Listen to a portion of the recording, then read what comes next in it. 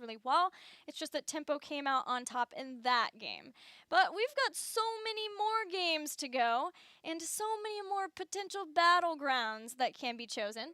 Let's see where we're going for Game 2. Team Freedom has chosen to have first pick, Tempo Storm, picks Volskaya Foundry. It was a ban for them in their first series. They picked it versus Team 12. It was a 30-minute game. And we're going back, Jay. How are you ready? I mean, I wasn't warned about this ahead of time. I guess it's time to get ready. I mean, their game against Heroes Hearth was 34.5 minutes.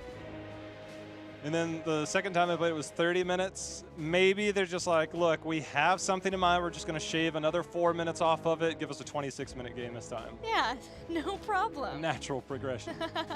Volskaya is an interesting map, though. I mean, we've seen some different strategies. We actually saw some success with the Protector to make sure and get the wave clear and some early value. But it seems like with the length of the lanes and the death timers, I think that's where teams tend to fall short. And the different escape mechanics, the way the drafts are made around this map, we see teams be able to get away. So by the time you rotate down, the death timers aren't enough. And so I think it's just the depth of this battleground is making it difficult for people to just kind of get on to the core. Tempo's first attempt at this also had no siege. No siege at all. So yeah. they're obviously going to refine a few things, and hopefully we can see a better performance or at least a shorter game here from one of these teams, whoever claims victor. This was also one of the two battlegrounds where Tempo Storm were behind Team 12.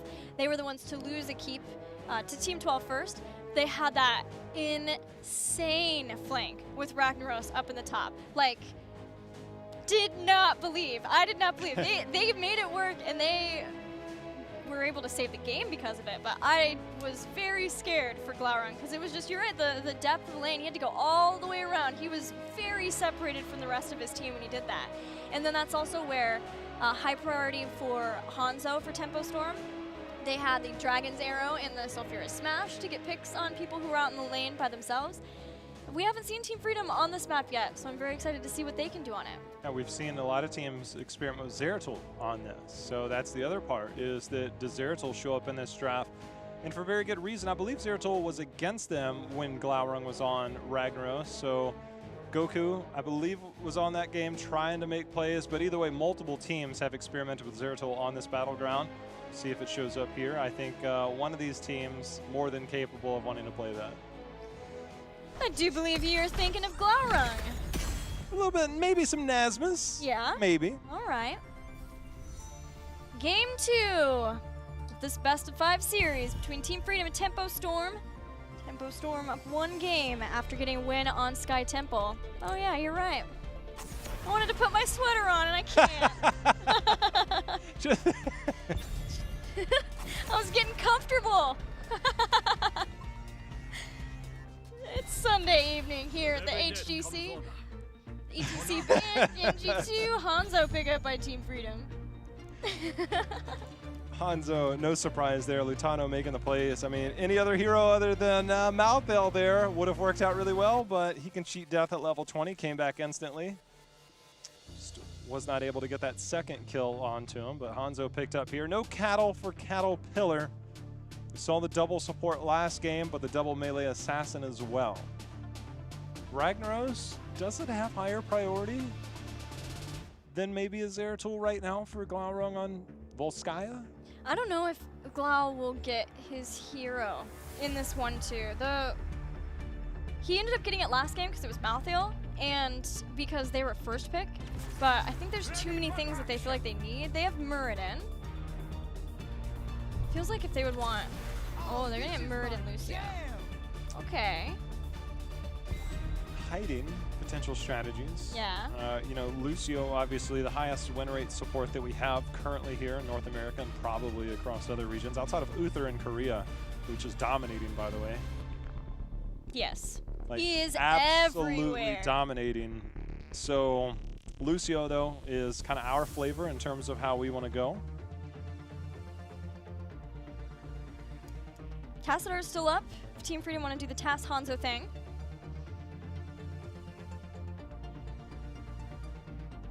What else from that? ETC is banned. By the way, it's 18 out of 23 games last time I updated my career drafts, which was last night. I don't think I have this morning's.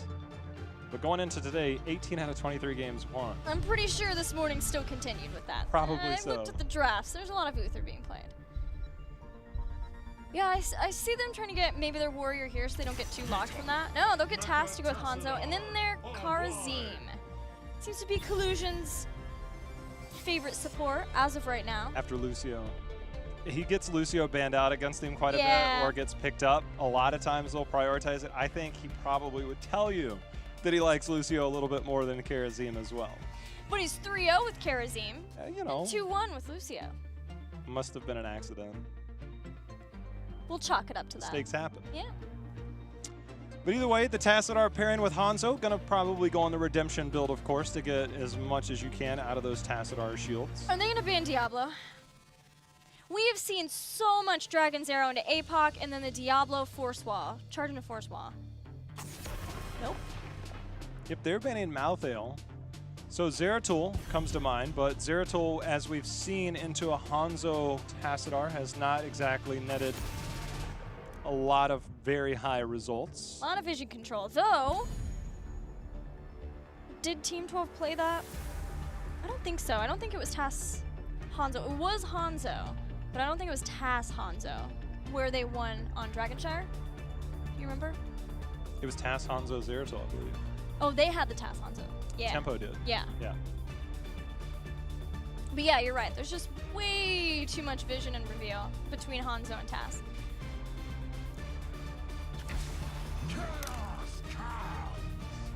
I got nothing for this one. What?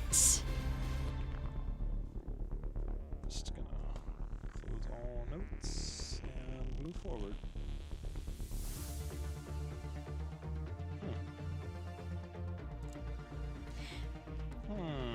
They already have Karazim. Well, I actually don't. I am 100% okay picking Cho'gall into Karazim. So here's where things lie for me. Okay. So Cho'gall, obviously a very unique hero. Single point objective is kind of the name of the game here on Volskaya. Gives you that control. He has infinite poke, infinite sustain. Lucio, infinite sustain in terms of like, very rarely does he ever have mana issues.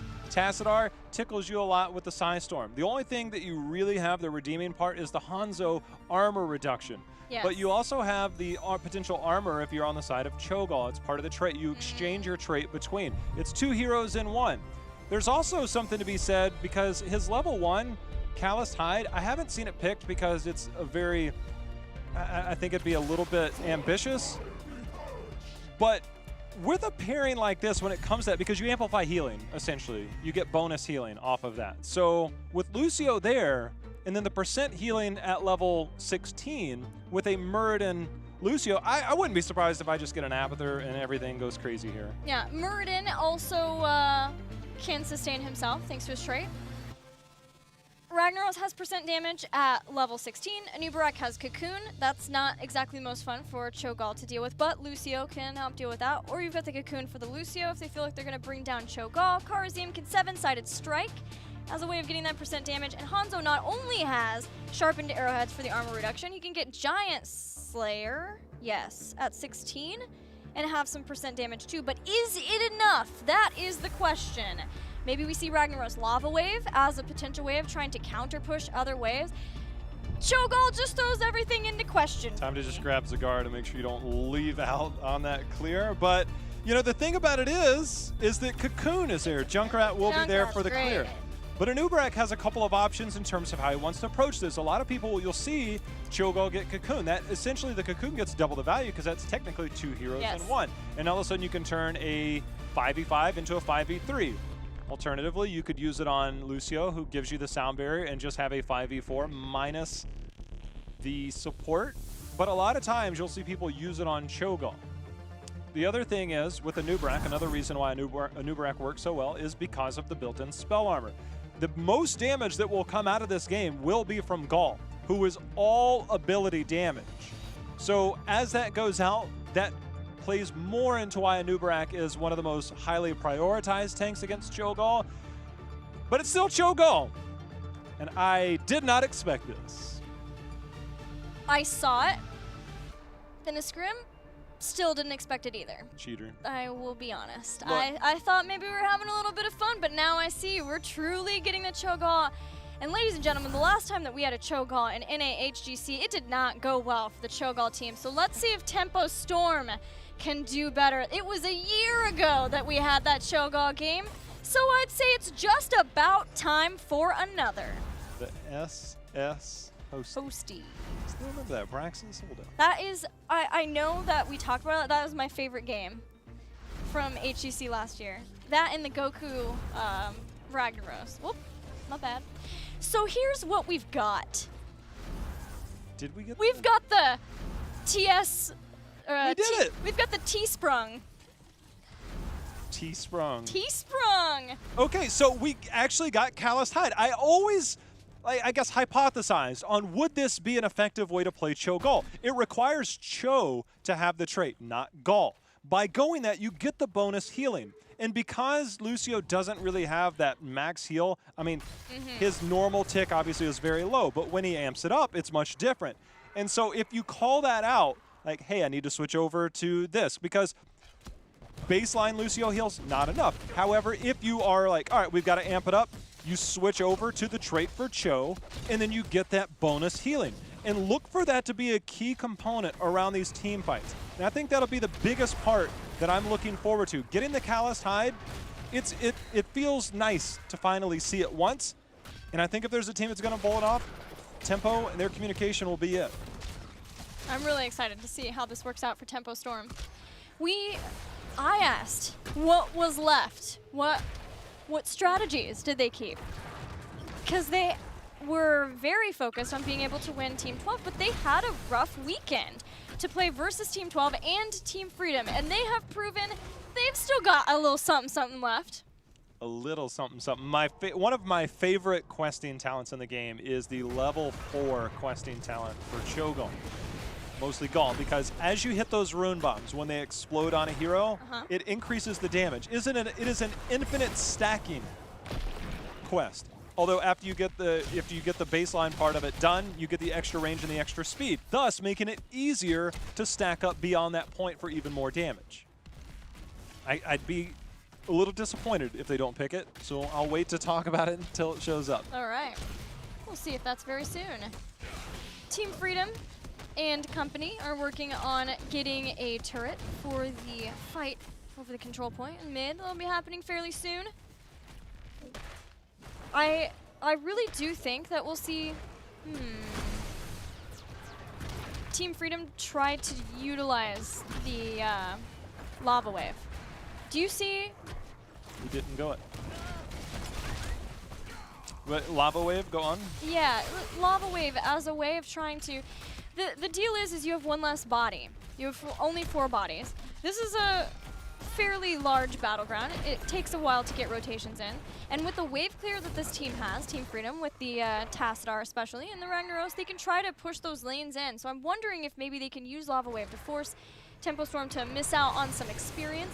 The Junkrat's going to help a lot with that. That's going to be his job, to make those rotations around and keep up with that. But I wonder if Team Freedom will go with that approach. So just for a little bit of record, obviously in the open division, we had imported support and teams run Cho'gall, most notably on Infernal Shrines and Tomb of the Spider Queen. This is before Volskaya was in. And it was something that they would run, and they would always run that. And we actually had, there's actually a group that has run Cho'gall so much that it actually gets, if they get grouped up by circumstance in Hero League, it'll actually get banned from them up at the Master Grandmaster level. So there are Cho'gall players out there that can master. Obviously, they're not in this game. So we'll see what T-Sprung can do. I just want to point out, that skin is hideous. You mean amazing? It is. It is something. the color Oh. a little weird. The double-headed pumpkin. Pumpkin heads. It's getting to me. I can look at nothing else. Oh, we've got the fight over the control point going. Tempo Storm almost to level 7. Team Freedom have that ahead of Tempo Storm just barely, and it is sharpened arrowheads. Makes sense. And just for record, so everybody wondering what that level 4 talent it is Runic Persistence. Whenever Runic Blast deals out, which is when that rune bomb goes out, you deal bonus damage over 3 seconds in the area where it's exploded. So you can control a point getting that damage. force it onto there as Nasmus is being forced back by Cho'gall there. Yeah, that is one of the big benefits of of having a Cho'gall is you can siege endlessly because you are not bound by mana restrictions. Now T-Sprung starting to head down to the mid. They've got the rollback to combo off of that Runic Persistence so that they can have Rune Bomb out for longer. I'm expecting to see the silencing on the Runic Blast. Can't remember if that's 13 or 16. Yeah, 16. Well, yeah, 16 for sure. So it's strong. It is major, major impact. I mean, getting silenced, that's why I'm a little, like, because when you finish the quest on the level 4, you get faster and farther Rune Bombs, and it makes it easier to land those at 16. So without that, maybe we do see something different.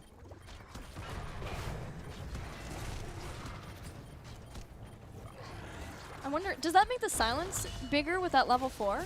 If it's the additional damage over time? I think just because that's Different damage? it's just a detonation. Yeah, okay. Yeah.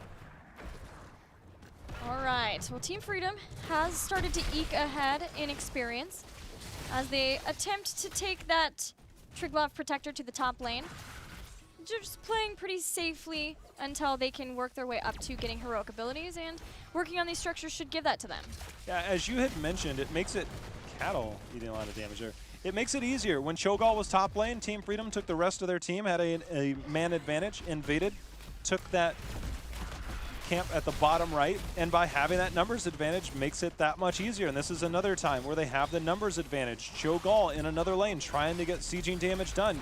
Thus, the Triglav Protector getting quite a bit accomplished here. No Lava Wave, it'll be Sulfurous Smash, but we do get a 7-sided strike. It's a way of trying to bring down that very beefy health bar of the T-Sprung. Triglav Protector takes out the top fort, the slows. Oh, great. Was that the shove? Yeah, and when you got Taskmaster, it makes it a little bit easier. Yeah. I'm pretty sure that would have been the shove. Seemed a little bit quick there. I mean, that's the thing. So Gall has an ability. If you're not as familiar with Cho'gall, Gall has an ability. It's like basically his version of the mount part. It's just a shove.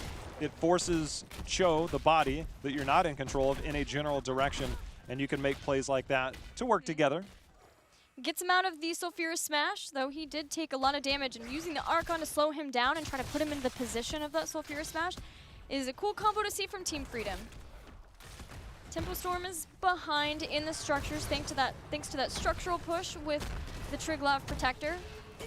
And about a full level as Team Freedom are trying to get aggressive, trying to make sure that they can keep Tempo Storm back. Keeping him back for now. You know, Cho obviously going the big hammer, and then we have Twisting Nether for Gall, which is the AoE silence. And as these fights rage on, I really wonder if we're going to see some cool plays made. You've got the Rip Tire, maybe knock somebody back in to that Twisting Nether, really maximize the potential of that. Instead, Team Freedom, again, having that body advantage, having that threat. They're pushing in the structures, and they're doing it pretty well right now, Gilda. Yeah, they're doing an awesome job of this. They use Ragnaros to just slow things down for the Cho'gall. I don't think he's even been forced to use Molten Core as a way of stopping it. It's just by the time that T-Sprung pushes in the towers and the waves, Team Freedom sieges so fast down another fort, and they're just one by one taking these pieces away from Tempo Storm and getting quite an advantage from it. I mean, you look at the kill count, and it's sort of like Sky Temple. Even more so. We had the first kill on Sky Temple at 10. Now we're looking at even longer before we're getting kills. The fact that you just so casually and matter-of-factly just refer to it as T-Sprung. That is who it is. It's no longer Cho'gall, it's T-Sprung. It's just straight up T-Sprung. The T-Sprung. Well, another advantage for Team Freedom as they push in here without any protector at all. They still have the Helium Pulse as well. They've got turrets. They're just pushing down lanes, and every time that gives them the structure advantage and more experience as it's now stretched out to a level and a half lead. There's a possibility that we might just see Team Freedom ignore one of the early parts here, because you have to commit one of your key components, whether it's a Junkrat, who's your main damage dealer, whether it's a Murden, who's that off tank, and maybe just 5-man push another lane. They have that availability as Team Freedom. Tempo Storm's going to have to find a way to pick a fight. They're not 13 yet, so they're going to play cautious for now.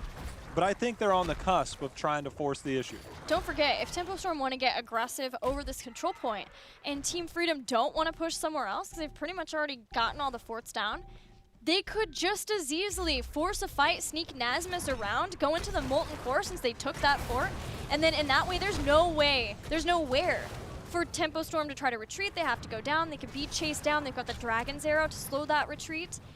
There is, it's kind of rough going for Tempo Storm and where they try to take the fight now. And you've got Anubarak holding on to the top. He's already charged that up to 30%. And with the final few abilities, Team Freedom also will take down that fort, and that just opens up more options for a way for them to win the game, but also for them to make a play with Ragnaros. You had mentioned the fact that we have the silence at 16. Cho'gall really spikes up at 13 and 16 just because of those bomb talents, most notably that silence can really turn a team fight. So as this game goes on, Tempo Storm's chances go up. Cho'gall is a late game hero, and so that is something that it seems Tempo Storm is okay with. They're very familiar with the late game on Volskaya. That they are. They did lose the first keep to Team 12 on Friday and still refused to die and came back and won that game. Runic Feedback gives a cooldown to the Rune Bomb.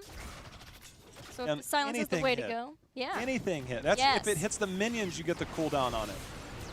So I love me some Cho'gall, Gilly. I don't know if you can tell, but I love me some Cho'gall. Oh. I don't think it's always pretty, but I can tell. No Giant Slayer, but Flawless Technique will still give that bonus damage for the Storm Bow and the auto attacks back and forth for Lutano's Hanzo. At 16, the Molten Core, the Triglock Protector. Team Freedom are looking for a keep. This would be a huge win if they can take down this keep early. It's already taken a bit of damage. The Triglock Protector, however, sitting 67% currently. They'll try and siege up. They have a camp and minions moving in.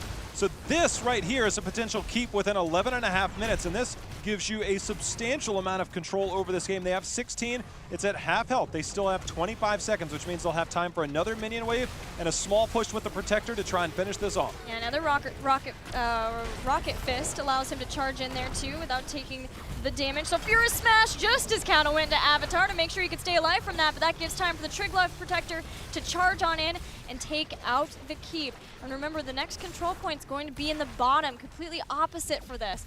But with Ripper Air, there's a lot of mobility available now for Junkrat to try to clear that out and get down to where he needs to be for the fight.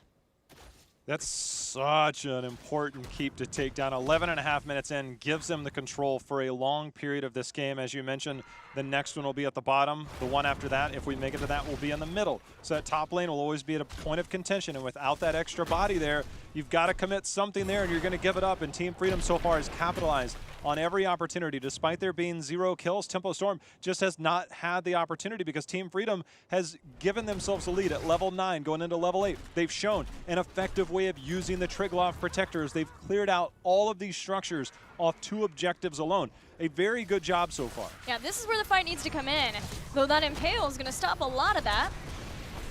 Cho'gall charging up. 16's here, Deafening Blast. There's the silence from the Runic Blast. Then you get the Unstoppable. Oh, it didn't go Unstoppable. Oh, it did. Yeah. Okay, never mind. Yeah, so that gives Cho his own little self-cleanse. You can wind it up. Use that Q there. Help him out a little bit in these team fights. Collusion going in, way of 100 fists. Just every time you Q, just throw out those Fists of Fury. It's a fun one. It's go time.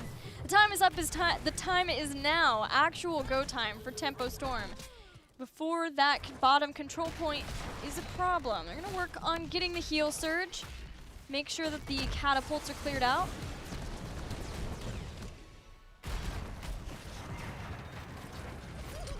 Well, they've got themselves the healing pulse now. Make it a little bit easier to engage. They have the sound barrier. They have the Calloused Hide, which they haven't been able to use just yet. But they're also, Team Freedom is opening up this bottom lane, controlling again, knowing that Tempo Storm continues to try and be elsewhere on the map, but the stun's gonna land. There's the silence, the Deafening Blast, finally coming into effect, Gilly. That's perfect, and with the hammer back in, as well as the Twisting Nether. Looks like Lutano is not long for this world. Hanzo goes down 2, you got the Riptire out. They're gonna see if it can catch it up to the rest of Team Freedom, knock them out of the mounts. They do not get that. So, Collusion had an opportunity, if he wasn't silenced, to use a 7-sided strike defensively, bought himself another time, then found himself a Q target. But there is the power of Cho'gall, post 13, post 16. And now, you mentioned it earlier, the sieging potential of a Cho'gall is just almost second to none. They ripped through that fort. There's still several members down on Team Freedom, and they are just opening this up and turning this game around off that one team fight. Yeah, speeding through this bottom lane. Fan might be in danger here. Gets the mine down in time to throw himself back. He is safe. Team Freedom is still going to push this top lane. Do more go back. Nasmus is here. He will slow things down immensely with his Molten Core. A bit surprised they're using Molten Core here. They don't really have a whole lot else to follow up. Plus, if they give up the Protector. Well, they're close to 20, so maybe the thought is if they're just stalling out to 20, they don't lose a keep this way. They don't even lose any keep damage. Then they can just get to 20. Uh-oh. Deafening Blast? No.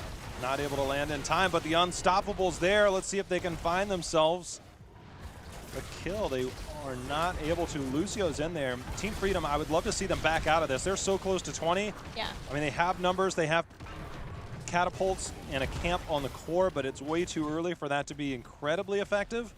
I'll take that back. Okay, they've changed priority targets. Double assault camp starts to chunk through there. A Tempo Storm has one more hurdle to get through before they can keep on the pressure that we started to see them give to Team Freedom, and that is getting level 20. Anything we should be keeping our eye out for Cho'gall at 20?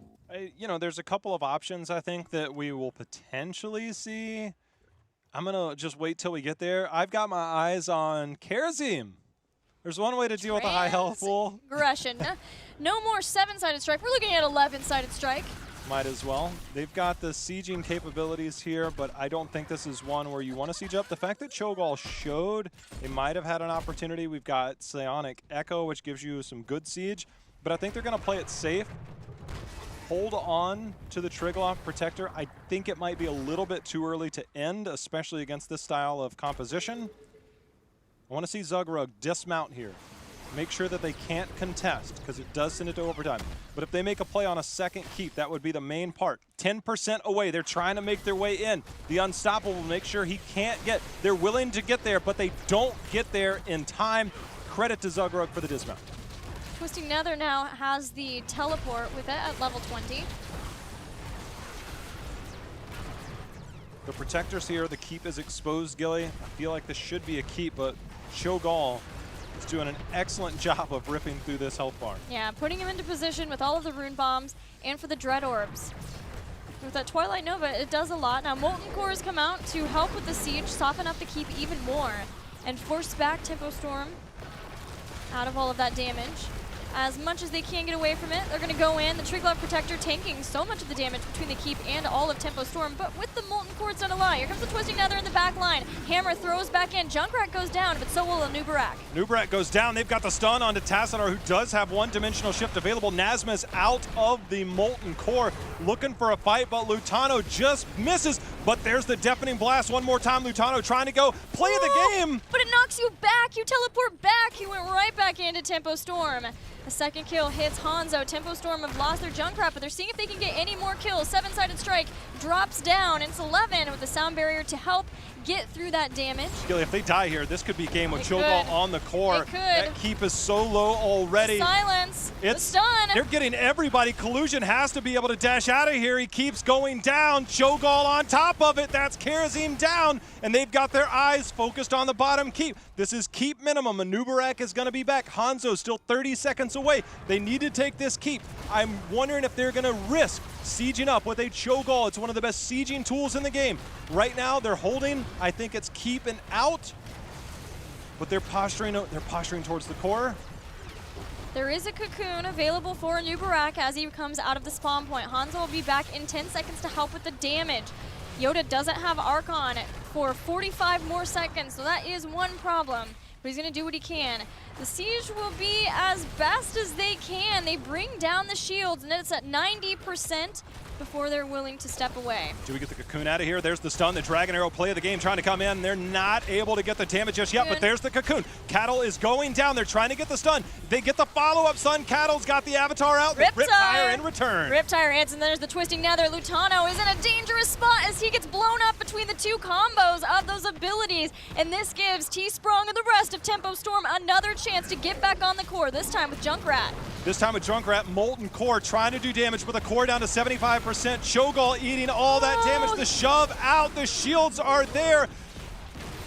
Can they hold? 60% and falling. The Molten Core is doing a number, but it's almost done. They have almost made it through it, but Fan is getting really low in health with the knockup from Zugrug. He goes down. There's no more Junkrat left for this as Nazmus is back out. There's no Hanzo, but everyone else from Team Freedom is here.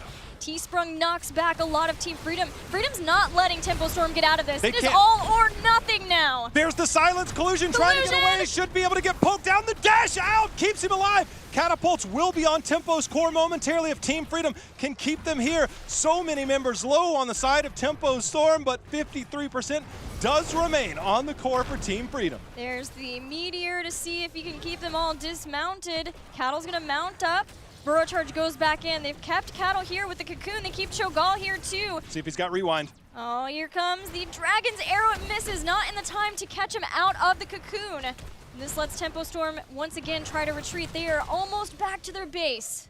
Catapults are on core. Shields falling. It's not enough to do lethal damage until the next wave comes in. Taken marginal damage on that, but we have a soft reset in this game as it's 21-21. Oh, baby, Cho'gall. You said 26 minutes, which means we have 5 more minutes of this game to go. But with 53% on the core, that's pretty scary. There's no Abathur to mule this baby up. That is permanent damage. Same for the 95% of Tempo Storm. Tempo are going to clear this out as a control point starting for Team Freedom. Freedom does have a retreat point here. They have their fort, they have the healing well, but the silence from Cho'gall. They also have the healing pulse. Zugrug is holding on to that. He's been the primary target on the front line.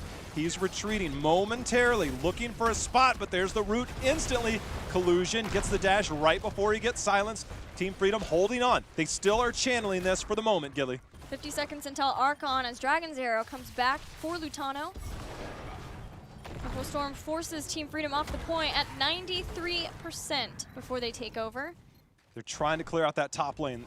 Tempo Storm, before this started, grabbed the camp to neutralize the push of the catapults in the top lane. Team Freedom has now cleared that out. They're getting a camp of their own. They'll try and contest the control point here in a second once they get this picked up. Recognizing that, Tempo Storm going up to clear just a little bit with Junkrat, who's got the clear. But now Cho'gall and team are pushing towards this fort, and look at the siege damage right there. Yeah, it is all gone as that fort takes another rune bomb to go down. 59%. Tempo Storm has got to be like, come on, come on, come on. Go up faster. Now there's a camp up in the top that Cho'gall has to go deal with. Seeing that, Team Freedom get back onto the control point. They have to bring Cho'gall back. You can see that cooldown reduction at 13 allows them to get multiple rune bombs out.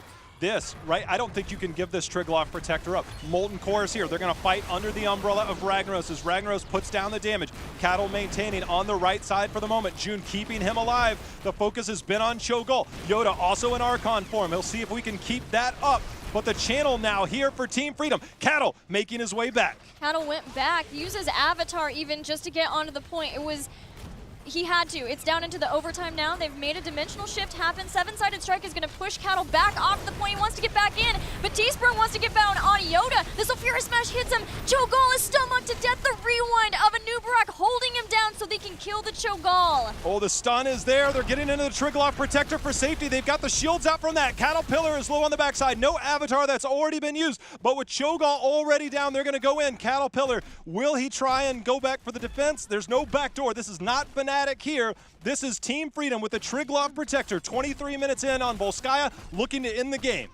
No Cho'gall for 38 seconds. There is a reduced cooldown for you respawning faster, but it was not taken by Cho'gall. Now they do not have them for 30 more seconds as that Protector is going at the core. And how? Tempo Storm's going to do what they can to hold, but this looks like we are very likely going to tie up the series. Tassadar falls, but it is just wrecking this core with every punch of the Protector. Team Freedom, we're going to tie up our series 1-1. On the other side, by the way. Yeah. Had Murden gone there, I don't know, maybe he could have gotten a little bit of clear, but either way, Team Freedom claims a victory over T-Sprung. Whew! And there it was, the Cho'gall. It worked pretty well. It really did. It put them behind. They were willing to play for the late game, as we've seen Tempo Storm be willing to do on Full Sky Foundry before. Losing that top keep, though, that was a really big problem. It proved to be what enabled Team Freedom to get just enough to get the win. 11.5 minutes in, they got that. They showed excellent use of the Protector, Yes. making sure to focus the way that they zoned with the laser, prioritizing the abilities on clearing the minions. They were able to get multiple forts in the early game, and then, of course, whenever Cho'gall would show top, they'd hard rotate to another lane, knowing they had the numbers advantage, took control of the game there. Second Protector took the keep. Very well played in the early game, and that's what you've got to do against Cho'gall. Team Freedom got that was a game. That Ragnaros pick was heads up, too. Yeah. To have the Ragnaros pick to slow things down with Molten Core, just slow Cho'gall down and what he wanted to do with the Siege. So Team Freedom, get through the Cho'gall, the T-Sprung, and tie up the series, which means we're going to Game 3 after this commercial break. Don't go anywhere. This is the Heroes Global Championship.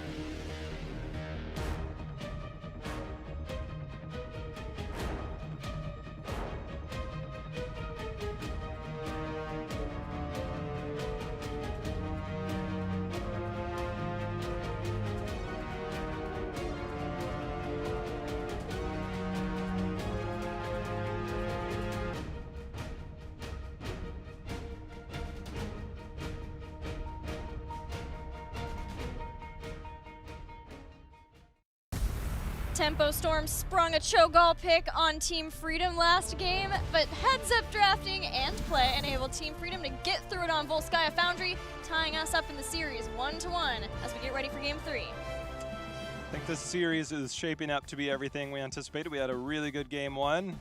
Really Maybe not the drafts, the but the epicness, I'm on board. Epicness was there. Yes. And then Game 2 comes out. We're going to get a little bit of everything tonight. I mean, we've had a really good weekend. Our opening day of Tempo and Team 12 and that amazing series. We had upsets yesterday. We had Simplicity come out, fall a little bit short, but have a really good showing against Team 12. And now we get the fight for the top spot tonight. Yeah. This weekend has been so good for HGC North America. It's been good. Lots of upsets in Europe, too. And it's not over yet. Game 3 coming at you between Tempo Storm and Team Freedom. And it'll be on Towers of Doom, the Freedom choice. Yeah, you were mentioning this battleground earlier about how Team Freedom has done really well on this as of late and had that as a priority. Tempo Storm losing that game, opting to take first pick for themselves and giving up that map pick. So Team Freedom, see if they can kind of deal with that second pick. So far, we've seen a couple of Hanzo games from Lutano. First pick being available to Tempo. Yeah. Tempo has continued to be really cool when it comes to map picks and battleground picks. They only picked battlegrounds, the one battleground that they lost versus, who did they play week 1? Tempo?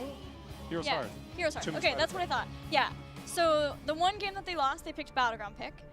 The 2 games that they were able to, they had 2 choices versus Team 12. First time picked battleground choice, and then knew that 12 was likely to pick shrines and picked first pick so they could have that, so switched that up again. And now we're seeing them have the priority on first pick. Likely knowing that with Freedom picking Sky already, Towers was going to be the next go-around. Tempo Storm feels like they have a really good idea of their opponents, where they want to be picking, and have game plans for those maps. I really don't see... letting Hanzo through right now, Gilly. He has one of the highest win rates as an assassin. He has just been annihilating people every step of the way. I'm just not sure how I feel about letting Hanzo through. Why would Lucio be more of a concern for Freedom? Nope. Why would... Nope. I'm just going to stop asking the question until we get it. What do you think? Especially for Freedom, they seem to have so much Lucio priority themselves. It's been surprising to see these Lucio bans from Freedom versus Tempo, but it does leave open the Hanzo. I think Karazim and Brightwing obviously come into consideration for collusion as we do get towards the later part of this draft since Lucio's not available. But Tempo is not instantly locking in Hanzo. ETC has been let through, so that could be the secondary consideration here if we're looking at Tempo's drafts.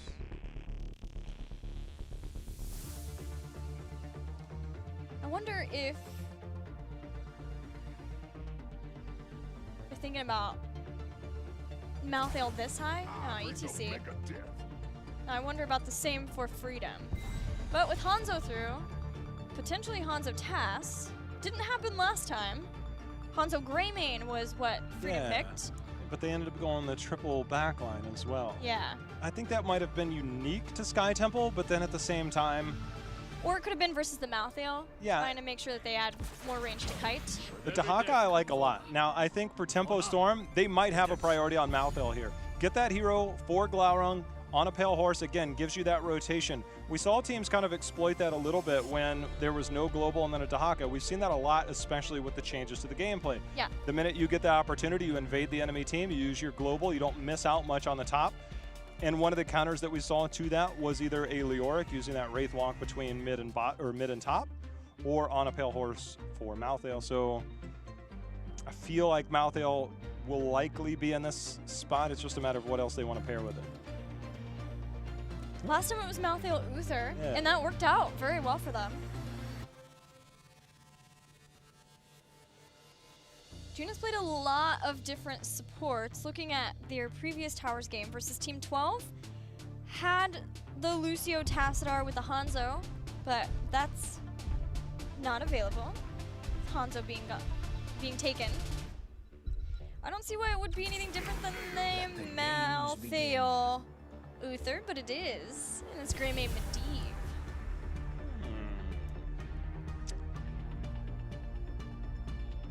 They have the flexibility to have this either be Glaurung or Solemn, obviously. And Solemn has been more the Kerrigan style. I'm not saying Kerrigan on this map, but if they wanted to play within that dynamic, maybe they go Zeratul even. There's a lot here that Tempo can make work. That's my favorite part about Tempo's roster right now, is that the flexibility between Solemn, Glaurung, and Fan. Yeah. They have probably, if you were to just put a bunch of names out there, you'd have more, I guess, compositions than you can run than probably, definitely anybody in North America, but I mean, beyond that, probably one of the most flexible teams that we have in the world right now. Yeah, it is just how, I'm sorry, the people that they picked up and the hero pools that they already had, how that worked out for them made a lot of people initially question, you know, is this gonna, are there gonna be some heroes missing?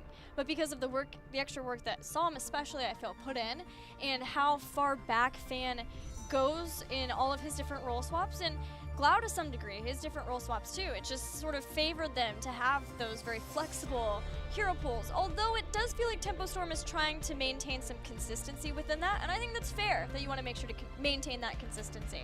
So I'm still expecting some other sort of melee for Glaurung, and it seems like Freedom feels the same as they've banned Malthael. Yeah, this is kind of a weird spot. Is if we get Uther again on the side, okay, never mind. I was wondering if that might actually go to Tempo's side. Now that brings up the case of probably Malfurion on the side of Tempo, but with Freedom, they have to make a few decisions on their support, but I almost want to see them hold their support. Brightwing or Kharazim, I think, are both viable options. We might potentially see something a little bit out of the ordinary. Collusion tends to stick towards a set of heroes. We haven't seen a whole lot out of him just yet. I know he's capable, but they definitely play within their comforts when they go to that tank support role. I'm almost expecting something more on the aggressive side for Glau's pick, to take advantage of the Force of Wills and the portals. Murden for Zugrug, Malfurion for Collusion. Could be Li Ming as that final pick. And then just put Glaurung on Medivh and then Solemn and Fan on the... Oh, you're talking about the side of Freedom? For Freedom, yeah. Okay. I mean, that would do well. Medivh obviously does really good against that burst style damage, as long as it's up, which it's up quite often. Yeah. But with Tempo, I feel this could easily be a Zeratul pick. Yeah, it feels like it is more on the aggressive side of Glau's heroes. They played Ragnaros with Medivh before, but that was on Infernal Shrines. It was not on Towers of Doom. I'm not sure what they would... I don't see a lot of Ragnaros on Towers.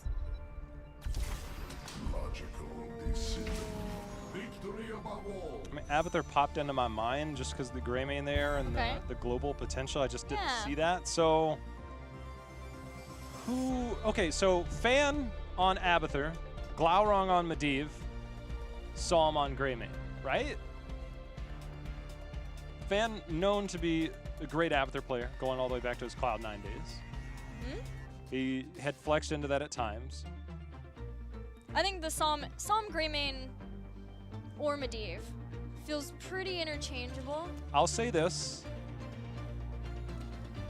Not taking any shots, but last year, Glaurung's Greymane statistically was, I believe, his worst hero when it comes to range damage dealers. I need to double check that, but I know it's definitely on the lower end. And I was never really sold on him in that role.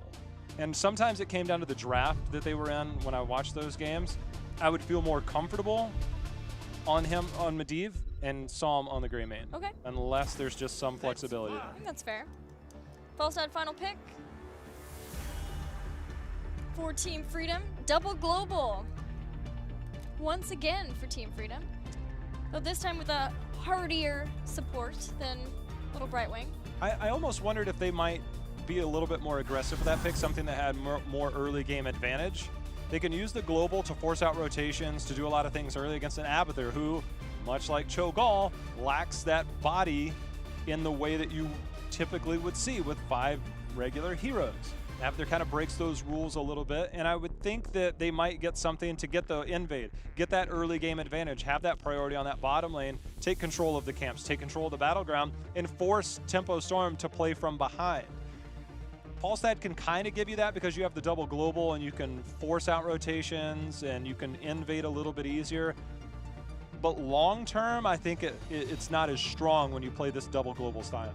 All depends on how much they can get done versus the Abathur. Team Freedom themselves with Abathur ended up losing the bottom lane for almost the entirety of the game. The first time we saw them on Towers of Doom because of the Abathur and how weaker in the early game it can be. But Tempo Storm with that Abathur later game is going to have a lot with the double gray main.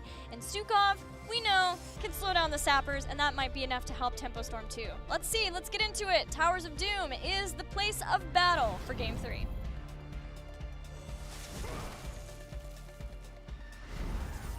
What do we got here? Yes, Psalm is Greymane. Medivh is Glaurung. And Fan the Abathur. Okay. It goes back to, I believe, all of their... If you were to take a priority on that, it all revolves around the Abathur, which is Fan. And when it comes to Psalm, I believe the Greymane for him. And Glaurung easily fitting into that Medivh. And right away, we are going to see a support the Greymane style. Yep. As we see the Carapace. Not the Carapace. Yes. The Carapace. Regenerative microbes. Yes. Extra little bit of healing from the Carapace. I need healing. Also, back into the viciousness. Great, silence. Yeah, and what we saw from that was the sort of hybrid build when Zuna played this. Still got draft overflow at level 4 for the increased range from the explosion. But then instead of the incendiary elixir at 7, Lutano. Instead of that, ending up with the increased human form range of Quicksilver bullets. How about this early aggression from Tempo? I know. I mean, they are just coming out to fight. They'll eventually have to respond top. Dahaka has such significant wave clear that an Abathur hat alone won't do anything. The fact that there's no ammo, it makes it a little bit easier. Abathur's going to go up there because he'll spawn the Locust. But this, it seems like Tempo wants to get control of the bottom lane. And if they don't get the invade on the camp on the bottom left, I feel like this will eventually amount to a net loss. So this is an important moment in the early stages here for Tempo. Portal down, Dahaka's going to come in now, having pushed that lane. Even with the silence around the side, that was cute from June. They do not get the camp. Team Freedom get the camp, so they'll trade out on the camps, but with a lot of tower damage up in the top. Post 7, if Fan moves away from the Carapace, a couple symbiote talents that you can go based on what build you want there. He could move into a Mule. See if that's the choice he wants to give, both for helping them deal with any structural damage they take, but also to heal up any structures that they take if they can bring down some bell towers of Team Freedoms. The play of Falstad and Dahaka will probably be the most appealing for me in terms of how they use their globals, get the rotation, and find advantages on the map. Abathur was able to neutralize the top. Now he's rotated down to the bottom. And we see Falstad and Dahaka top. If Falstad shows here, all right, that's good. He's hiding. I think he just actually walked right past that. But it allows him to get this camp and give them that top lane control. This is a good way to use it. So it's giving them an advantage, and I think Salmon team recognize that, so they're going to instantly do some structure damage of their own here mid. Yeah, just keep up where they can. Enable that Abathur too for the later pushes. A lot of times you end up hanging around that bottom lane, and Abathur can slow push the top and mid. But he's going to need assistance with that because of the double global of Team Freedom. That was a really good pickup to have that. Oh, Roots not allowing through the portal, but Sam makes it. It's up to Falstad to make sure that that gets pushed out up top, because they gave up a lot in the middle to get that camp. So as long as that pushes in, they get a little bit there. Falstad's going to claim the top left altar, maybe even make a play on the top right as well. Yeah, nobody's moved into position for that for Tempo Storm. It's way more important to them that they keep the safety in numbers of all being together. And with the 2 globals, there's no way you want to send Abathur over to that, because the Slug's going to have a really bad time with that. Glaurung goes up. He's going to find himself a Lutano, and Yoda has the Force of Will as well as the Symbiote to do some damage, but is eventually going to get thrown off of this. And with the last shot, just flat out killed for first blood. They have not claimed this mid. No, and so there's still a play to be made. Falstad clearing that top lane will stretch their lead, but the tongue's going to land there. Cattle is now body blocked. And this is going to be 3 captures, not just 2 for Team Freedom, taking advantage of the Abathur composition. Yes, and that is what we hoped to see them do versus this comp of Tempo Storm. Team Freedom themselves played this composition even just last weekend, so they know what they need to do against it. Som, as well as the Abathur hat, will counter back with a Falstad kill. Yoda sticking around just a little bit too long. That is pretty significant in the experience race. Had he been able to just hang in there, they can control the lead, control the battleground, but Solomon team finding their way back. Another group of sapper camps picked up here. Stukov, of course, silences those. That's why they couldn't charge before. And it looks like Team Freedom not willing to just kind of push that in. They're going to turn their attention towards the middle fort wall and see if they can get some structure damage back themselves. Got a reverberation for this burden. No Thunderburn here for the second proc if you hit the hero to later have with healing static. But in this case, having that increased attack speed slow and longer duration is going to do a number if he can get in and get that on the Greymane. Malfurion goes down as Tempo Storm get aggressive and catch him with the portal, and it is Mule at 7 for Fan. I think if it wasn't for the amount of damage that they've taken this time, he would have considered something else. But Freedom has punished them, and punished them pretty heavily so far. Silence and the slow for Muradin. Tempo Storm continuing to siege in the bottom lane. There's a double altar activating in 10 seconds in the top. Mule's gonna go out with the Symbiote. Seems like Abathur will hold versus the push of Yoda, especially as Tempo Storm has started the rotation up. That's unfortunate too. Yoda, I think, if he hadn't have been killed on that first rotation, might have tried to stick around a little bit, at least killing the Mule. Killing the Mule is the biggest part.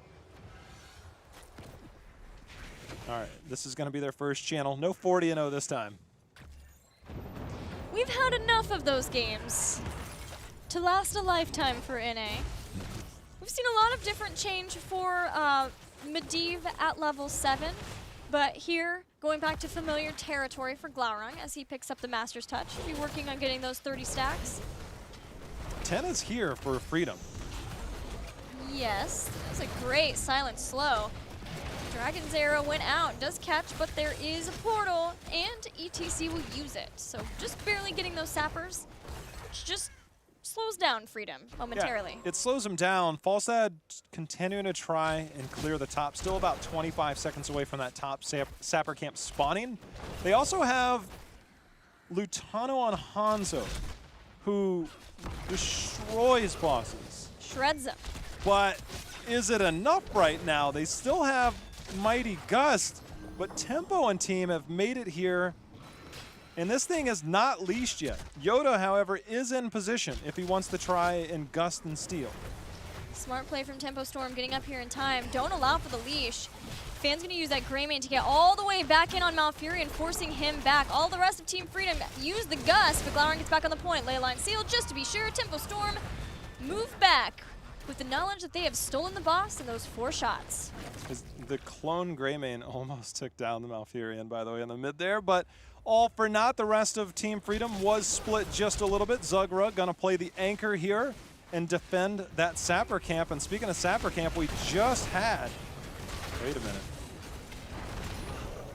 Yeah, I'd say we just had the sappers on the top, but we got the Dragon Arrow. Arrow is good. Team Freedom still fairly split as they're looking to regroup. Som's caught. The drag goes in too. Twilight Dream went out and it hit Greymane. He has the Force of Will. He's out of there through the portal. Tempo Storm survived. Nasmus looking to go in with the movement speed. Get one more drag. The arrows just barely cut through June, but not enough to take him down. But there's an altar behind this. There's sappers behind this. That's 5 shots because of the top. Team Freedom still holding control of this game. They're holding control. But this is Towers of Doom. And as 13 and 16 start to hit for Abathur, that's going to help out a lot. We haven't had that mosh pit attempt yet. We just have not had the possibility of that coming in. So there's still a lot of playmaking potential for Tempo Storm. And there's still a Stukov arm that stops Zappers. Yeah, I was going to say, there's also the Stukov arm that pushes someone back because we've got a massive shove again for June. Saw him use that versus Stage Dive, and it was really effective versus Justing Stage Dive. See how it works versus the Team Freedom. What do you think about the mosh pit? I mean, there's so many interrupts. Twilight Dream, the Mighty Gust, the Dragon Arrow. It seems it's going to be a very, very opportunistic thing to do. And all it takes is one on Towers of Doom to gain control. It's not like another map like Cursed Hollow where you get it, you don't necessarily have the same type of control. Getting control on a map like this, far more significant. So all it takes is one mosh pit to turn the game around. There is the Tahaka play with a leyline seal too.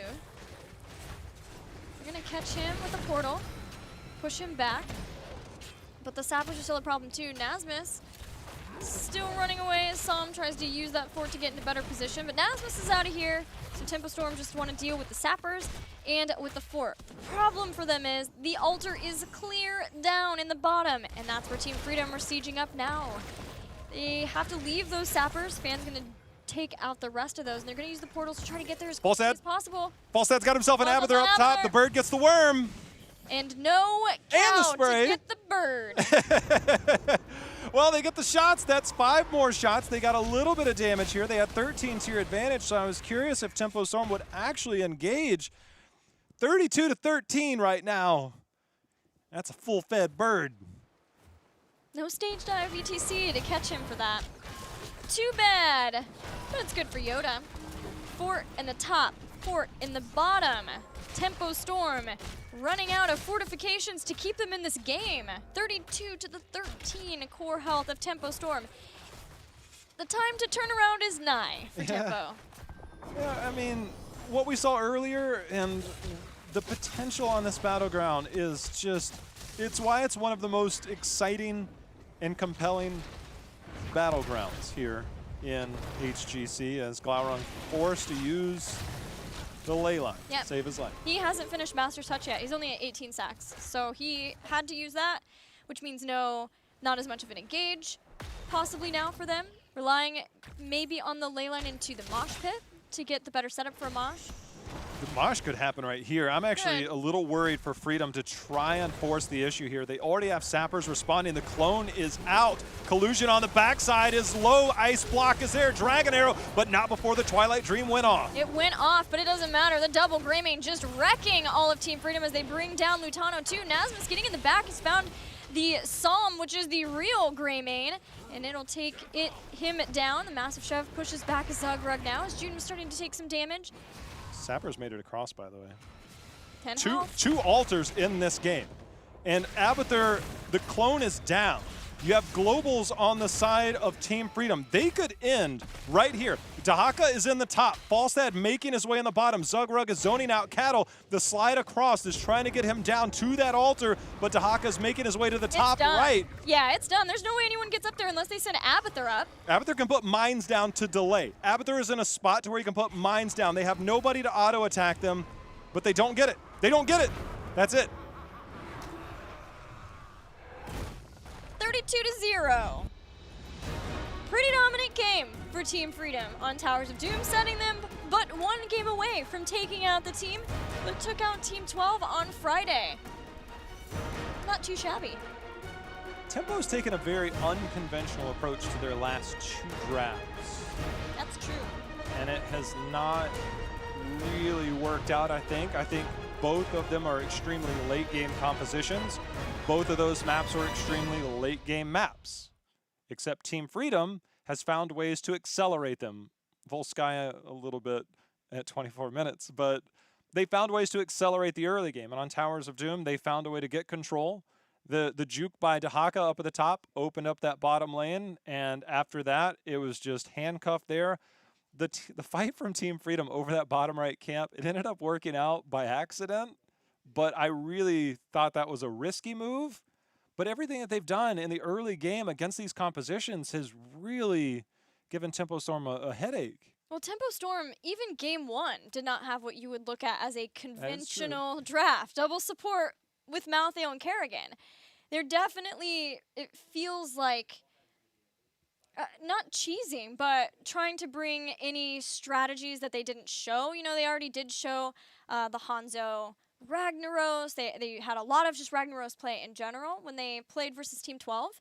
But it does seem like maybe just feeling like they're kind of at the bottom of the bag of their strategies.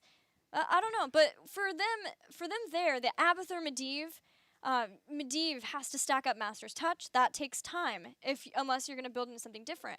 Abathur takes time, and it just feels like too many teams are getting too good at making sure that they get a lot done before the Abathur ever really becomes an issue now.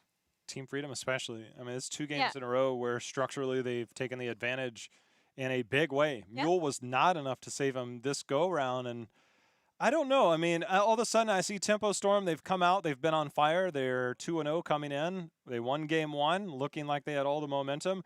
And now we see the 3 really unusual and unique drafts, and it goes back to BlizzCon. They come into BlizzCon thinking we're going to do something different. And it surprises people a little bit, but sometimes when you do these, eventually people figure out, all right, they're going to try and do this, they're going to try and do that. And then the good teams will find ways to counter that. That's why at international competitions, when you bring those, they should really be like pocket strategies, not every game strategies. And I'm not saying these are bad strategies, I'm just saying that they have flaws. And if a team figures out how to counter those and take advantage of those flaws early, then it makes the game more difficult for you as opposed to more difficult for the enemy team. Yeah, you're looking at more one-dimensional style strategies, or ones that have, at least at this point, a lot of ways of being able to figure them out. You know, they already had Karzim as a 7-sided strike when the Cho'gall came out, and then having the Ragnaros was just such a great counter in the draft for Team Freedom. And same thing, they already had Dahaka, the Abathur comes out, they add the Falstad to that. Team Freedom just stays calm in the drafting. They have a great understanding of what Tempo Storm's trying to bring in these drafts, and with the exception of the first game, which we saw them try to use the globals in the same way, they've had lots of answers of being able to deal with these compositions from Tempo. So now do we see Tempo Storm go more standard? I don't know. Was Tomb banned? No. Then maybe not. Maybe they take map pick here and they go with Tomb and Spider Queen. And the Zod. Yeah, I mean, there's a lot they can do. I mean, they have plenty of tricks up their sleeve. We've seen them execute compositions like this before, but it doesn't necessarily just stand out and blow you away. It's just meant to, all right, I've got the sneak attack, I've got the surprise, I've got the upper hand.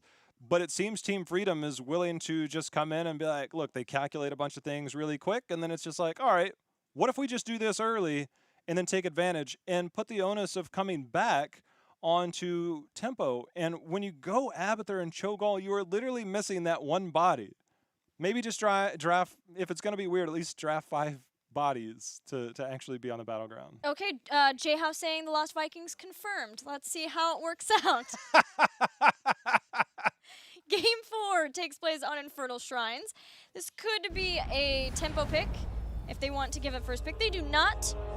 They go first pick. Team Freedom picks Infernal Shrines, but the last time this happened to Tempo, it worked out pretty well for Tempo on Infernal Shrines. Yeah, against a team that used to be pretty good at Infernal Shrines. Either way, Infernal Shrines picked up here. Our favorite lighting of the set here. Your favorite lighting. My favorite.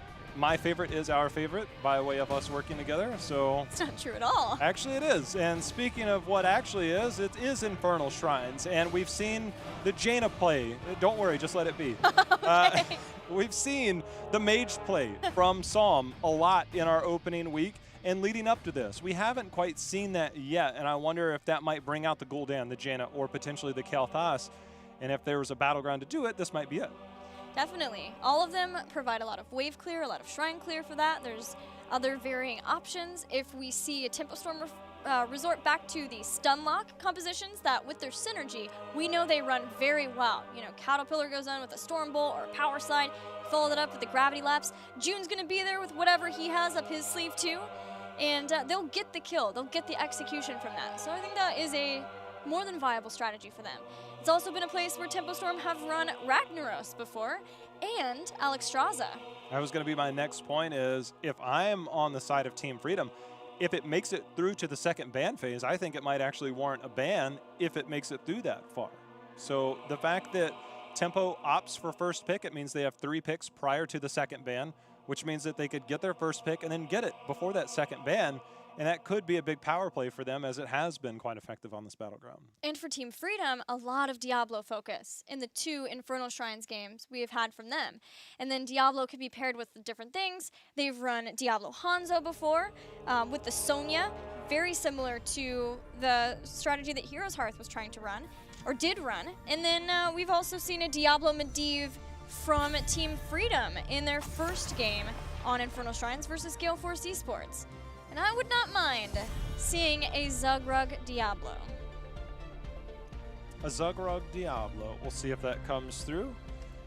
Team Freedom, do they take Hanzo off? Tempo Storm has Tempo Storm has not shown the high priority for Hanzo that other teams have, opting to go ETC twice when they've had first pick here. But is this the point you change it up? Game 1 on Sky, they won with it. Last game was a rough one. I wouldn't put it on the ETC. Put an asterisk beside it. Yeah, we'll put some other things in the draft. Abathur Medivh too. A lot of shielding, a lot of healing. Struggled with the pushing of the lanes. Is it ETC though? I mean, oh. At some point it's okay, and I would not be opposed to it. But then we could easily see the Hanzo Tassadar on the side of Team Freedom. Yes. But if not, I would actually venture to say that there will be a Tychus involved in this draft. I think there's a high probability, and they finally get it. Tempo Storm are willing to risk it. Immediate ETC Greymane. Immediate ETC Greymane. And just getting it that fast for Freedom, I would argue, is pretty... Like, because Freedom knows that was the choice, right? Tempo was like, do we give Hanzo again? But ETC has been so important. It's so important to so many ways that we like to play this game.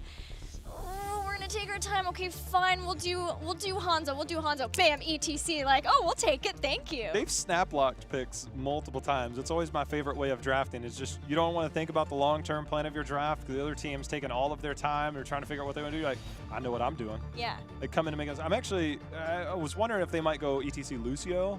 They opt for the Greymane. I think that's just to deny a potential Hanzo Greymane on this map, which would be really, really strong. Yeah, it ensures that there's no possibility that Tempo either picks both of those or even bans it, just because it is so important that you have one of those good shrine clearing heroes, and with knowing what those are, it's a possibility that could get taken away in many different ways. But on that topic, Tassadar and Alexstrasza. Gosh, I love Infernal Shrines because I love how many Alex picks we get here. Did not make it to that second ban phase. This is the part of the rotation where I expected Tempo to do it, and they go with it. And I think that is a superb pick, as we've seen the great use out of that. And I think they could easily round that out with a Ragnaros and whatever melee there, have excellent team fight potential, have excellent shrine control, and that would be just really difficult to overcome. Team Freedom doesn't want Diablo. Zugrug's like, I'm not going to have him. You're definitely not going to have him. I think Tempo Storm is probably okay with that being banned against them. I don't think Cattle hasn't played Diablo yet.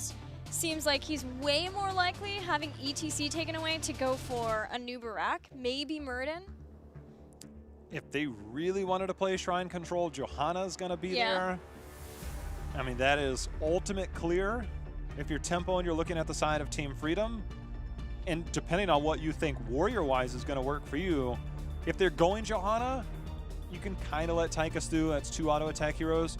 But I got a feeling that if Tychus goes through here, Team Freedom will get that before the last pick, although they might want to hold it. But then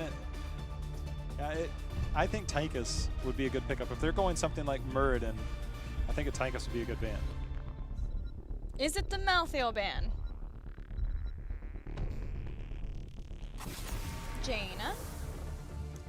I swear, it would almost feel like these teams are switched. Can I just say I love our draft music? I know. When we paused there, it got like real intense right for that. It sounds so good. I've just been rocking out. All right, Team Freedom. Tychus still up. We've seen the Odin have a lot of control. You know who else is still up? Lucio. You know who else is still up? Lost fight? No. I played a win. It's Freedom.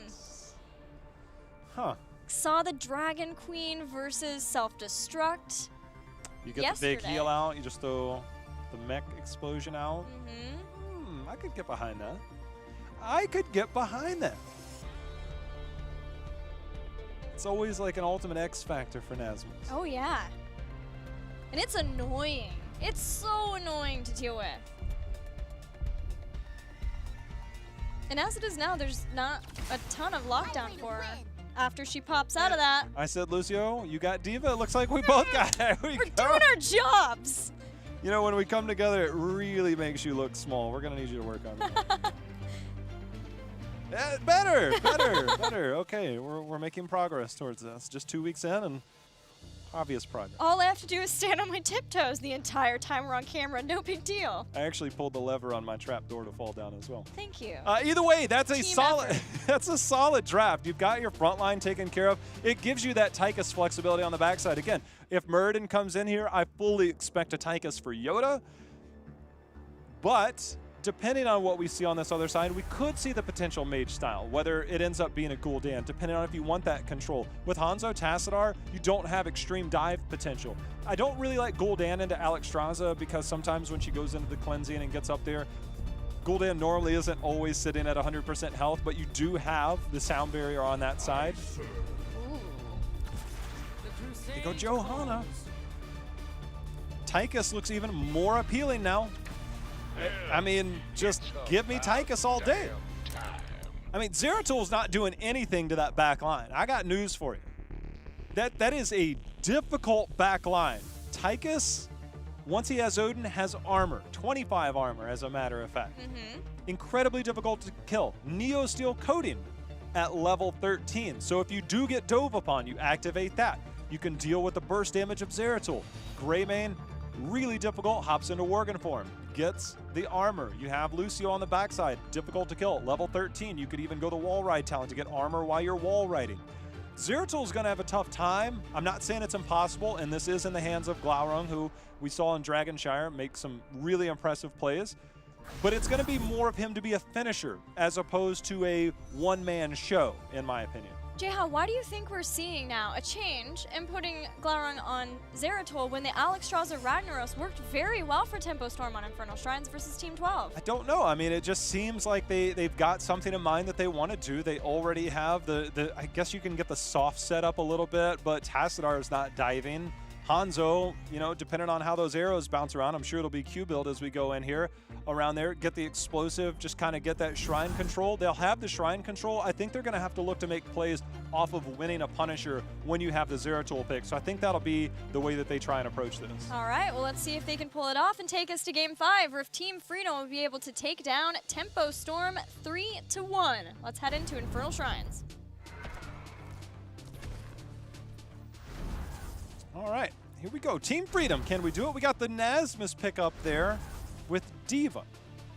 And as that goes on, Diva will look really appealing talent-wise to really charge up that mech. Fully expect to get those big bombs. I just wonder, will he wait for Dragon Queen like we saw in the game the other day, or will Dragon Queen wait for him? Yeah, it felt like a game of chicken between Tomster and McIntyre yesterday. Just both waiting and holding out, but Hero's Hearth would often be ahead anyway, and then by the time the Dragon Queen was forced, the mecha could go out, and Heroes Hearth had enough to be able to seal the deal. They just would lose somebody at the shrine. So they couldn't really push with the Punisher. I kind of wonder if the Zeratul has something to do with as Nasmus is popping out in that squishy pilot form after the self-destruct. If maybe the aim is for him to be able to go in and get harassment, maybe lockdown with a Blessed Shield as she goes out of that. The potential is there. I find it really difficult on Shrine. Yeah, I think so too, especially since you can throw it. You can throw the Diva Bomb, and then there's so many survivability options if that's the case, especially at 16. You have either the Nano Weave suit. Oh, Glaurung. Nice blink. You have the Nano Weave suit close to give you that armor, or you have the Torpedo Dash that we saw McIntyre use too. I mean, Nasmus did give up a half kill technically there. So, win for Glaurung? Kind of. It brought up Lutano. Brought up Lutano indeed. Camp priority already in place here as Fan and Psalm doing the work on the Impalers on this side. We see on the mini-map, Greymane and team getting there, so both teams playing to a neutral part of this. It seems like the wave clear so far, though, has favored that of Tempo Storm. Here's an invade. Iron Skin's been used on this point with a pushback on Caterpillar from Zugrug. Now Cattle's on the run. Use this positioning with the abundance. Zugrug in danger. The slow from the Flame Buffet. ETC taken out as first blood claimed by Tempo Storm. Really good to stay on that. It looks like Team Freedom thought, look, if we can just stick to this Johanna, we might get the kill, and then things look really bad as Tempo turned the tides there. But the way that we've seen these teams approach the camps, it just doesn't really feel like either of these teams have the potential to just kind of, hey, I'm taking this camp, I'm going to walk up and do much with it, outside unless Greymane. But that would require some type of separation. And right now, Tempo Storm, by getting that kill, has created the advantage in these. So Tempo going to get this. I just don't know if they're going to be able to do much with it. They're looking to see what all is there as they get that. It's going to be something that they could try to push in, while having the Protoss, not brethren, but friends, rotating around, keeping track of the top and mid. Got in the rhythm as well for Tychus. Normally that's warranted for that double melee style, the double warrior style, but I guess if you get blinded, you can make sure that you can sustain through the iron skin, sustain through the blind, and then get the value afterwards, because it's only 4 seconds. So if you are using bigger they are, you get blinded, maybe you get blind duration. Yeah, that's a great point, because there is just a ton of auto attack damage, and even Lutano is still building into more of an auto attack centric Greymane too. There is a bomb, a self-destruct available for Nasmus. He's gonna send it through. It goes really far in. That's gonna separate Caterpillar away from the rest of the team. Goes in the overkill. He's trying to get back in time. There's gonna be no way for Alexstrasza to keep Caterpillar alive. So with no Johanna here, Team Freedom takes control of the shrine. But the Dragon Queen happened there. The Dragon Queen is out. It can help steal these, but without Johanna being that stalwart on the front line, Glaurung actually doing quite a bit of damage to Zugrug. We have a small lead here, but the health bars on Team Freedom are falling right now, and everybody on Tempo is still pretty healthy, but Freedom 36. Just a few away. Yeah, 37. Tempo Storm maybe seeing if they could at least just try to acquire a kill, even though Team Freedom were likely to take that shrine. But not getting that, they'll move back, just get ready to defend. It was cool to see the mecha be used way more about going into the choke and separating out Tempo Storm. Cattle got way far away from the rest of the team. Alexstrasza has her heals take some time and got separated away from the rest. But they'll clear this out pretty fast. They cleared out pretty fast, but Team Freedom, again, finding an advantage in the early game. They find themselves almost a full level lead. Some of that will be cleaned up and caught up by here for Tempo, but Nasmus had already peeled off to the top. Team Freedom rotated down, got a little bit in at the bottom. I mean, 10 will be here for Tempo Storm by the time the second shrine comes in, but Team Freedom might find a way to get 10 and then force some action. Tempo Storm continues to be very aggressive during this time, hoping that they can get a kill somewhere, catch back up. They're keeping Zeratul solo laning in the top. He's been rotating back down as Nasmus comes down too. Yeah, the whole isolation part on that shrine, we saw the group up for the big circle of healing there from Alex Straza, and you got to imagine that Tempo is going to have to be prepared for that again. That's pretty much the main part of execution, and once you survive through that mecha explosion, you have a lot to fall back on off your Team Freedom between that Greymane and that Tychus. It's just a matter of getting that one person to stay alive and neutralizing a lot of that. That's such a big power play. See what Tempo Storm has for an answer. And I think the idea for June with that Dragon Queen, when Tomster used Dragon Queen, it was basically the exact same time as Self-Destruct. He was able to knock back the mecha, so it didn't do as much, it didn't take as many of the defenders, but it also didn't do much to his team. He was protecting his team from it. That time we didn't see that. The Dragon Queen was brought out later, maybe thinking that it's not going to do too much damage to skeletal defenders, so we'll be able to use Dragon Queen and get the edge on the defenders. But because Johanna went down from the separation, they weren't able to do that. Team Freedom had time to get enough defenders, and then from there the Dragon Queen was just kind of working on bringing down somebody from Team Freedom instead. But Tempo Storm is caught back up. They've done a great job of rotating between lanes. They haven't been caught out, so they're just about to get heroic abilities, just slightly behind Team Freedom. Yeah, sometimes camps aren't meant to do structure damage. They're meant to force out rotations. By forcing out that rotation, Tempo Storm opens up an opportunity in the bottom lane to get some structure damage in. They won't really make it up in time to the top lane, so they get the bottom lane. They're going to force the top, or excuse me, the middle. More importantly, though, this is the next shrine lane. It is. Though they need to get out of there. I don't... Okay, Nasmus did a good job of keeping them from mounting up and cutting them off. Good teamwork there by Team Freedom. Yeah, it was really good. How much damage they got done. Not only getting the well, so there's no way of being able to hit that and then reinitiate, but then taking out the gate, doing a lot of damage to the fort. If this fight goes south for Tempo, defending at the fort is not going to be an easy option for them. We may have to see them just give up the fort for free and then instead have to go back and defend at the keep, and that gives Team Freedom a lot of time. You know, they can take that fort out and then just rotate to another lane. They've been doing what they can to do tower damage elsewhere. Like the fact that we're using ETC, got the global, making sure to try and get that raise towards 13 in case this goes on. Nasmus does have the mech explosion, but not willing to commit to it yet. However, getting low health-wise. We've got the Odin out, and the shrine has not been activated yet. Yoda looking for a fight right now. Yeah, he's going to pepper those damage, or that damage down, and plus shield comes out. Stage Dive's going to come in behind Tempo Storm and the mech explosion. He's going to get pulled in. Looks like Cattle's going to get hit by that, but he is fine. He's rather healthy, and with an abundance from June, they'll heal up. So much has been used from Team Freedom on the fight, but so too has the Dragon Queen as Zugra goes back in for another power slide on Cattle.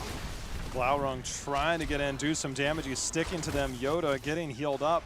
Nasmus does have a tap there. They'll look to re-engage. Still pretty early in this shrine phase, nowhere close to 13. So we might have a fight breaking out. Remember, still the big heroic there for Alex Straza. Yeah, she hasn't used Cleansing Flame yet, though she did use the Dragon Queen. For Tempo Storm, though, it's so nice that they have the double support since they don't have the well in this lane. Glau's been trying to harass Nasmus, who's getting pretty close to another self-destruct. We're at 17 versus 19 as Tempo Storm exits the shrine again. Cattle in danger. Yeah, they're really focusing on keeping an eye of that iron skin and taking advantage of it. Wow. Glaurung's on the backside onto Yoda. Yoda's going to fall here. Now Nasmus, he's got his mech explosion, but it's just used to make sure not to die. They still have the lead in skeletal defenders. Can they hold? They'll be able to get back in. Dragon's Arrow goes out. It's at 35 as Glaurung goes in, assassinates Lucio, and Psalm dives out in time, getting the shield. It's 39 to 24. There is no way that Tempo Storm gets this Punisher now. Team Freedom just keeping Tempo Storm here to see if they can get the Punisher and punishment. The jump just in time. He still had the unstoppable with a power slide over. Cattle gets the heal. Oh man, they get Nasmus out of the mecha, and that is the full duration of having to wait for that. Tempo Storm back off. Seemed like there was no way they were going to retreat, but the time it took to take out that fort was just enough for Tempo Storm to back off. This is the part you were talking about earlier. Sometimes you find the disadvantage, you lose somebody. The Punisher, you're not going to get much more value out of it. This is a Page. It reminds me of Dignitas, things like that. They executed a plan like this against other North American teams. You leave that top lane, you rotate down, you set up more potential for the later Punishers. You open it up, you get experience, things all working in favor. The evolution of Team Freedom looks really good right now. Yeah, they moved straight down on that, knowing that they had used so much just to be able to get that Punisher, that it was just way worth for them to take out the fort and look to the late game. Team Freedom seems like everything that maybe plagued them in their series, you know, the early game, even the first game on Sky Temple versus both Gale Force and then Heroes Hearth, and you look at the first 2 games, seems to have really taken to heart the improvement that they needed to do to make sure that they were performing at their best versus Tempo Storm, because they're just looking fantastic this series. Yeah, their macro plays have been much improved here as Glaurung trying to get away. Lutano and team, they've got the extra speed boost. The cocktail misses. Johan is going to come in, use the Iron Skin to make sure and hold people in place. The Sonic Arrow lands. Glaurung going in. He did. He went in, and Blessed Shield is down too. They're going to even use Cleansing Flame. They're using just about everything, but the Great Mecha Explosion kept Tempo Storm from continuing in the fight. Now they're back in, trying to catch who they can. Nasmus using the advantage of that double health bar to boost back and save the rest of Team Freedom. Good counterplay by both teams there, trying to get onto Glaurung. The rest of Tempo Storm responds, and Team Freedom has a response themselves. Nobody dies there, but the action was definitely there. Both teams prioritizing the camp here. They might get this. The rest of Tempo making their way up. But Tempo, they are missing a lot of abilities. yeah. So many abilities. Just Sound Barrier used in that last fight for Lucio, and the self-destruct. Not worth, says Tempo. You can have it. We'll just clear it. We're still caught up in experience. We're down in structures, and they don't have that fort in the mid, so they'll be fighting the fort down for that next shrine. I wonder if they'll sit on this or they'll try and get an early pickup of this. It looks like they're going to go with the early pickup. Yeah, they're going to go with the early pickup.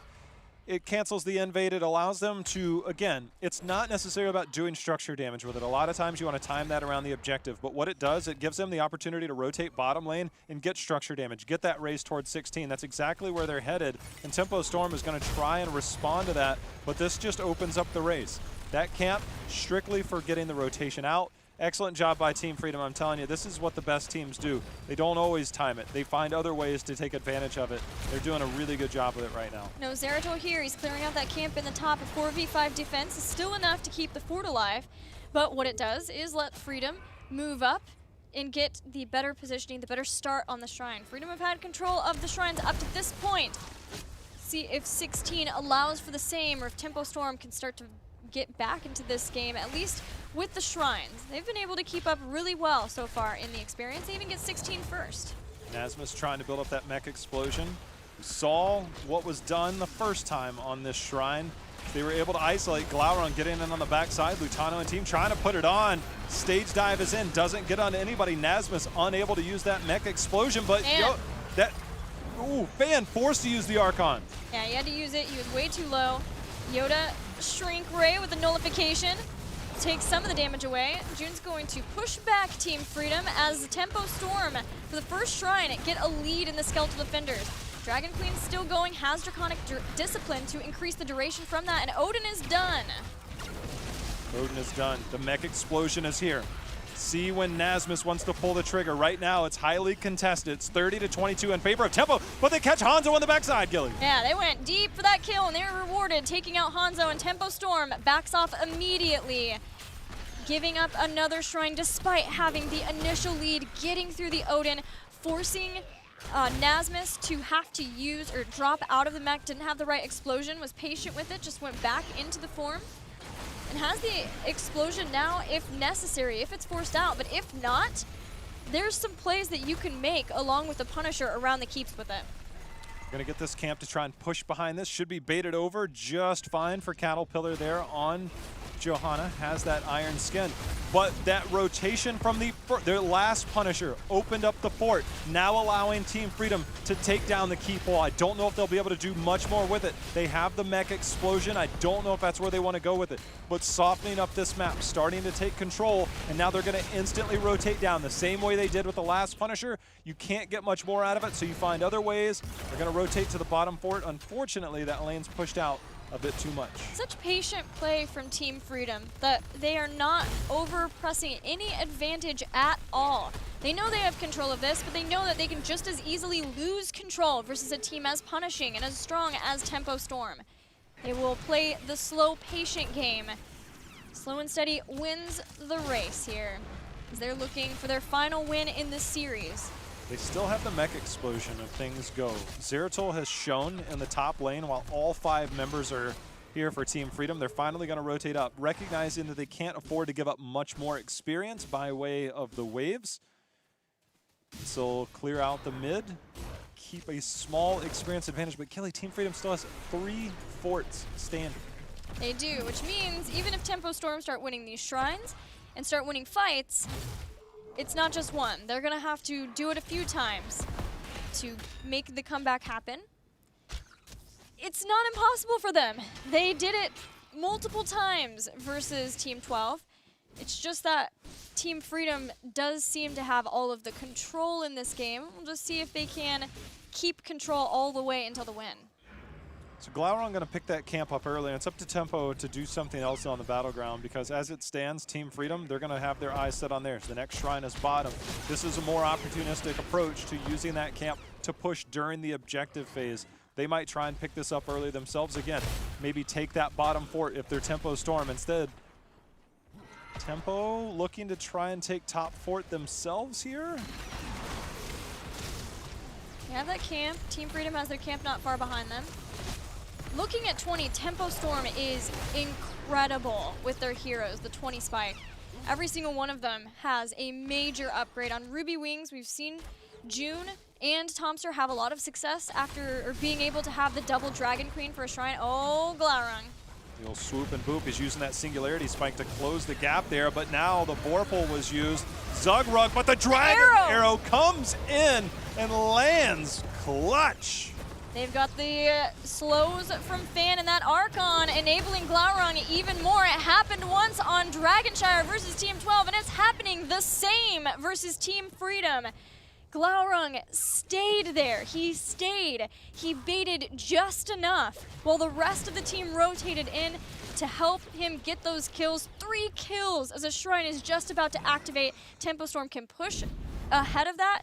Break down, J-How. Yeah, that right there. There was actually a second right before that. So Glaurung had used his blink, but the Dragon Arrow hits 4 people there and allowed Glaurung. But the best thing that Glaurung did, because the minute he started to get approached, he blinked out, used his Might of the Nerazim to blink even further. Collusion came in with a flank, and he used a Singularity Spike to get onto Collusion, used Collusion as the tether to get away from the other members that were behind him. So Collusion almost assisted there. He thought they were in there.